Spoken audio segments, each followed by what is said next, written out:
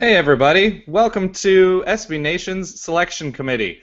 You are in all of our homes. I did not feel like it was worth my time to go into an empty office today on Labor Day, so this is my living room. I'm joined by Bill Connolly, Jason Kirk, and Bud Elliott, all of SB Nation. It is post-week one, so we are going to jump to huge conclusions, and I should be as specific as I possibly can be. We are saying these are the top four teams after week one, only looking at week one. We're not projecting ahead. We're looking who deserves, if the playoff were to start in like 38 minutes, who should be in that playoff. Bill C., how you doing? I'm good. Do you want me to name four teams or one? I want you to name your four teams. If you had to, if you were the emperor of all things postseason starting today, who are the four teams that look the best to you given the context of their games today? USC, Yep. Georgia, Yep. Texas A&M, Yep. Michigan State. All right, that's not bad. Is there any defense for any of those that you would like, that you feel like you need to make? Michigan State played, I want to say, Jacksonville State, but looked dominant. Yeah, I mean, it was the swiftness with which they dominated. They did not waste any time. They just came out, scored touchdowns, hit guys really hard into the game by the end of the first quarter. I think in that situation, anything that happens after the first quarter doesn't really matter unless they score like 38 points in a row. So they showed me everything they needed to pretty much right in the opening 15 minutes. Anybody you felt like is deserving and is your fifth or sixth team? Well, I mean, Oklahoma certainly played its role. I mean, they did just fine. Auburn certainly looked good in the second half. UAB destroyed Troy. I just want to throw that one out there. Yeah. But no, I think those four are certainly my favorite four of the week. Jason, how you doing after week one? Who are your four teams? I'm doing pretty good, Dan. How are you, Good. by the way? I'm doing pretty well. I'm glad I don't have to be in an office on Labor Day, and I liked the football on Saturday and Thursday. Yeah, the football was pretty good, and Friday and Sunday and so forth. Yep. Tonight, goodness, let's. I'm gonna go with Miami and Louisville as my playoff teams because they're There it is. None of them have won. Next. My number one at the moment is Georgia, just based on the quality win, the dominance they showed in beating a team that we think is a good team. Yes. Number two, Texas A&M, same story. You could probably make a case A&M should be one since they were on the road, but I just thought Georgia looked otherworldly in the second half against Clemson. Number three, I'm going to go Baylor. They didn't beat a very good team, but they did beat a team that was recruited as an AQ team at one point in SMU, Yes. and they outgained them by 507 yards. And if you do that against a high school team, that's impressive. If you do that against an NAIA team, that's impressive. And by Baylor standards, that was still disappointing. Yeah, Baylor had an off night with a hurt quarterback, and its top wide receiver was hurt. Yep. Its defense showed up. If they can keep that up, then look out. Number four, I'm going USC at the moment just because the new offense looks like an amazing fit. We'll see how long the depth can hold up, but through 1 week it looks fantastic. They blew out a dominant mid-level team that went to a bowl game last year. That seems like something that's worth everybody's time. So it's, again, Georgia, Texas A&M, USC, and Baylor. And Baylor at number three for me. All right, Bud, who's your four? You know, I was thinking, who do we project to make it? I didn't know we had to do who's playing best right now. But Yeah, who are the four best performances that... Do your thing, bud. Do however you like. You can talk your way through it. I think A&M, just because, like Kirk said, they were on the road. I mean, we think South Carolina has a pulse. We think Clemson has a pulse, and Georgia and A&M destroyed them. A&M gets the edge there for me because they did go on the road, especially breaking in all those new starters. It's impressive. They'll probably gel even more throughout the season. USC I thought was really impressive with the tempo that they did. They crushed Fresno. And then I think I'm going to go Oklahoma. I was impressed with their run game. Granted, they didn't play anybody, but yet they still stuck with the run game. They pounded them. And I like Oklahoma as well. So those will be my four. There's probably 6 or 7 teams we can realistically pick who, blew out teams or thumped pretty good teams. All right. And do you have like a fifth or sixth team? Obviously, the team that is very clearly that you left off, Florida State. Is there a reason you left off the champs? Reason you left off teams like Oregon or Ohio State, teams that are sort of looking to be in the I'm assuming conversation? You can still hear me, right? It got a little... All right, yeah, I'll repeat the question. Okay. No, I heard you. Okay. Florida State, I didn't think played all that well. I mean, they clearly have enough talent to pull out the win, but they were kind of sloppy, and that probably shouldn't be rewarded. And Oregon to me is kind of interchangeable with Oklahoma. And they both played at nobody, and they both crushed them. All right, Bill, who among those four teams to you appears to be playing, or your four teams, at the highest level right now? Most complete team, highest level, most ready to take on all comers. I mean, I've already jumped on and off the USC bandwagon before the season even began, but they were ridiculous. As far as we know, Fresno State is decent. Yes. Decent to pretty good, and they got throttled. So, I mean, they were really – I realized that Fresno State isn't Clemson, isn't South Carolina, but just the level of dominance they showed in that game I thought was very impressive. And I should mention, only preconceived notions give me Michigan State as my fourth, because Nebraska was unbelievable. And so if I'm rewarding Michigan State for killing Jacksonville State, FAU might actually be decent, and Nebraska destroyed them. So that's another option for the fourth spot there. So here's the time we get to act like the selection committee here. Yes. Put Nebraska in because Randy Gregory, their star defensive end, just had his knee scoped today because he fell on in the game. I mean, they can consider guys who got hurt. Well, we put Nebraska in. That's a little. Well, if they have running backs who rush for 300 yards and receivers who catch 200 yards worth of passes every game, then they were good regardless. But yeah, no, that certainly could play a role in the coming weeks. Yeah, and that's a thing that they've said, the selection committee, the actual one, not us, is going to consider is injuries to star players, and we don't really know what that means. If they're going to say this team lost its quarterback so it can't play in the playoff, I think that's a horrible idea because the team earned its way in no matter who's healthy and who's not. But that is a question that we'll kind of wait and see if a situation like that arises. And Jason, who do you how basketball does it? Because in hoops you only have 5 starters. In football you have 22. So one player is a lot more percentage of the team in hoops.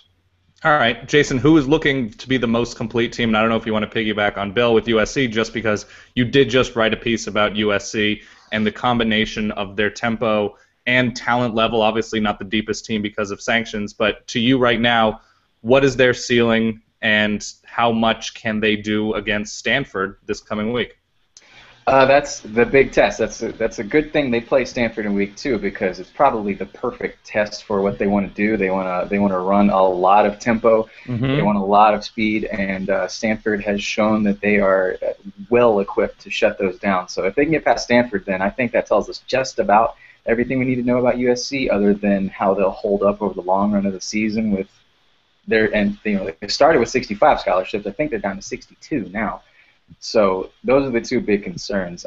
As far as the most complete team right now, I would say Georgia looked incredible on both offense and defense against a very good team. Most complete team going forward is probably still Florida State.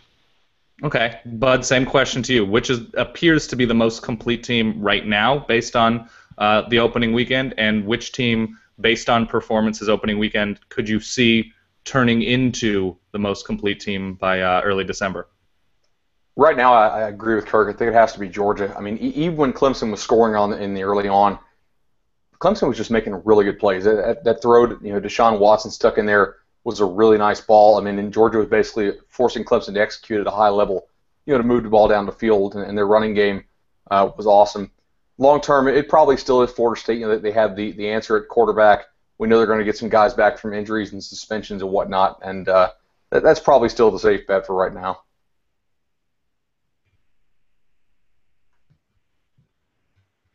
All right, your big news going into the season, you're familiar, of course, with Jeremy Pruitt, Georgia defensive coordinator. Was that secondary? How much more confident are you now in Georgia's secondary after their game against Clemson? I think, perhaps significantly so, and at least somewhat. Clemson also had a bunch of new receivers in there, so we kind of have to see how good are these new Clemson receivers, and it's not like Cole Stout is a very good passer, at least from what we've seen so far. But Georgia did make really good adjustments. I think Clemson had, 15 yards total offense in the second half, and that's really impressive. That's like what Baylor did to SMU, except Clemson, is considerably better than SMU is. So I was impressed. He did a really good job there, and that was really impressive. All right, Bill, when you look at the coming week, which teams can do the most in your eyes based on matchups to either fall into or fall out of or move into your top 4? Oh, well, I mean, it kind of has to be Oregon, Michigan State, you would figure. Right. Obviously, those two teams started high in the preseason polls. They both looked good this last week. And yeah, I mean, it's not an elimination game by any means, but the winner has a huge feather in the cap, especially considering the kind of Stanford-esque qualities that we like to assign to Michigan State in terms of, hard-hitting defense, not very fast on offense, not, pace-wise. So, I mean, I think the matchup is really interesting itself. And then, of course, just anytime you've got two top 10 teams like that battling in the second week of the season, that's pretty awesome. Jason, to you, who outside of not assuming you have a schedule right there in front of you, but obviously when you look at AP ranks and you have LSU of the has the ability to make the mostest to getting in chamber. Well, I mean, Georgia's got South Carolina next week, Michigan State and Oregon next week, USC and Stanford. There's not a whole lot coming up over the next 2 weeks, but there are a few big ones. As far as like who's right on the outside looking in, we got to think Alabama's going to pick it up when their offense gets it together, when Lane Kiffin and Blake Sims sort of learn how to mesh together. Auburn, they didn't play a very good team in week 1, but they did convincingly beat them. They covered the spread. I believe by about a touchdown, if I'm not mistaken. Bud can probably tell you that better than I could. Right around there. Something like that. Florida State's right in there. LSU's right in there. Ohio State, if they beat Virginia Tech, then that sort of makes up for struggling against a Navy team that's always frustrating. That's probably the next tier right now. But who's your next tier based on the coming weeks? Probably, much like Kirk said here, Alabama, Florida State, Oregon, because I didn't put them in.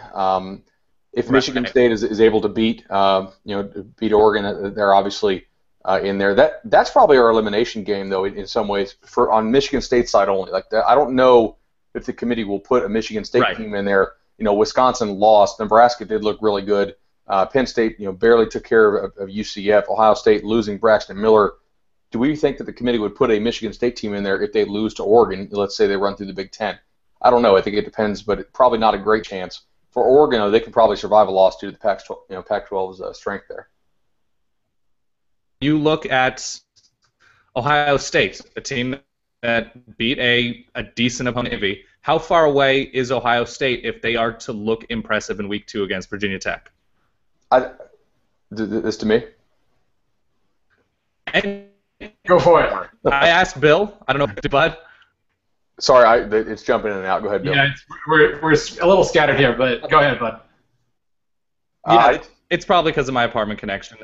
Yeah, Bud, how far away is Ohio State in your mind if they're able to handle Virginia Tech in impressive fashion? I think a lot of that depends on what your thoughts on Virginia Tech are. Their offense, again, looked pretty poor in their opening game. But Virginia Tech does have a legit defensive front, and they usually do play pretty good defense. If Ohio State beats them convincingly, that probably means their offensive line looks a lot better than it did against Navy. Because to me, that's probably the bigger concern. Even without Braxton Miller, that offensive line looked pretty bad against Navy. A team they should legitimately push around. So if they're able to stomp Virginia Tech, then their offensive line probably played pretty well, and that's a good sign. All right, Bill, Ohio State. Anybody else who in a couple weeks? Well, I mean, it does bear mentioning that we talk about Alabama, not looking like everybody's on the same page on offense and all of this. They still gained like 530-something yards and scored 33 points. So I mean, if they do put it together, then they're going to be ridiculous on offense. So obviously they're close. We didn't see a lot from them in week 1, but it's not like any of us actually think they're outside of the top 4 if we were taking any sort of preseason thoughts into the equation. So they're right there, obviously. I do think Ohio State's an interesting team, though, because I'm really not worried about the quarterback position. It's all about that line to me because that was a concern heading into the season, and it's absolutely a concern after 1 week. Right. Jason, a team a lot of people had penciled in during the offseason just because of how well they've recruited and the comps they play in. UCLA looked pretty underwhelming on the road against what we're assuming is going to be at least below average team in the ACC. How far away is UCLA? Are you willing to believe that was sort of a week 1 on the road offensive aberration, or are you slightly selling on the Bruins? Wasn't all that high on UCLA to begin with. Did have them, competing well enough in the Pac-12 South to probably make a New Year's Bowl. Didn't have them as a playoff team, like a lot of teams, a lot of people did. And Bud and I actually talked during the week about how this looked like a pretty prickly game for UCLA, just flying across the country to play a noon Eastern time kickoff. That's basically 9 a.m. Pacific time. I believe that math is correct. Against a defense that's talented, that was actually decent last year. And the only problem is their offense. Mid-place.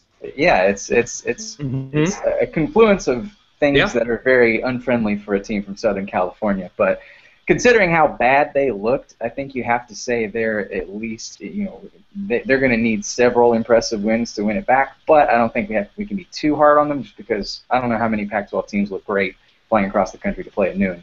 Other than, Oregon's done it a time or two, but... True. Right. Fair enough. But is there a team, perhaps, outside of talking about you feel like is talented enough and might have the schedule to, I don't know, maybe slowly start creeping up?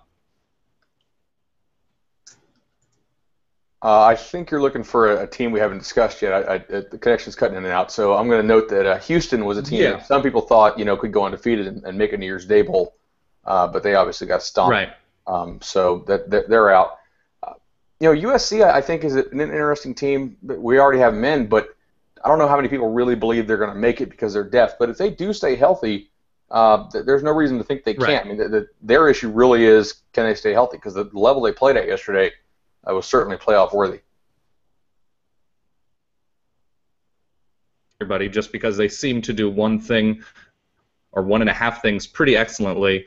Ole Miss defense says that they could probably hang with many, if not Dr. Bosif Wallace is able to keep throwing it to only his teammates. I guess, Bill, how do we feel about Ole Miss after a pretty impressive defensive performance against a team I think we're assuming will be pretty good in Boise State? Well, I mean, the defense is going to be very good. They seem to be towing the line between, nasty and fun and just dirty at times, but they are clearly very talented, and they're going to be very tough to move the ball on. But Bo Wallace has to give me a reason to trust him. I was kind of talked into last year the thought that maybe it was injuries that kind of picked up and added up on him, and that's why he played kind of poorly late in the year. But as far as I know, he's not hurt right now, and he made some horrific decisions that against a better offense. I mean, we don't know much about Boise, but against a pretty good offense, they would have been down 14 points heading into the fourth quarter. So, I really, really struggle to trust that offense right now. But sticking in that division, LSU gets Sam Houston State, Louisiana Monroe, Mississippi State, and New Mexico State at home over the next 4 weeks. So they should be 5-0 when they head to Auburn. They get Alabama at home. They were, quarterback issues galore at times, but their depth is unquestionable. So I really think they're a team that is going to be pretty positioned, especially since they did manage to pull that win off on Saturday. Fair enough. And since our stream is not all that fast, because at my apartments, I will give you my top 4 of, I'm going to say Baylor, USC. I think that might be agreeing with Jason. I'm not positive. But that's my top 4 at the moment. They looked as good as they did against real-ass football teams. So we're going with that. Please, by all means, leave your top 4 in the comments, and let's continue the discussion there because my internet is fast enough. See you eat. We'll have a good time all season long. So see you next time. I agree.